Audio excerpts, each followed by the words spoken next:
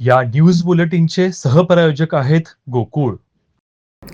NCC गट कोल्हापूरतर्फे 78वा NCC स्थापना दिवस 22 व 23 नोव्हेंबर रोजी मोठ्या उत्साहात साजरा करण्यात आला. यामध्ये कोल्हापूर, सांगली, सातारा, कराड, रत्नागिरी आणि सिंधुदुर्ग जिल्ह्यांमधील सर्व युनिट्स आणि शैक्षणिक संस्था यांनी उत्स्फूर्त सहभाग नोंदवला. एनसीसीची शिस्त, नेतृत्व व गुण, समाजाभिमुखता या मूल्यांना पुनर्अधोरेखित करण्यासाठी यावेळी विविध उपक्रमांचे आयोजन करण्यात आले.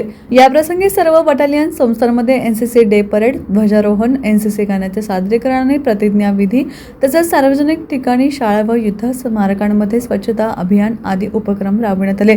त्याचबरोबर निबंध, वादविवाद, प्रश्नमंजुषा आणि पोस्टर मेकिंग स्पर्धा घेण्यात आल्या.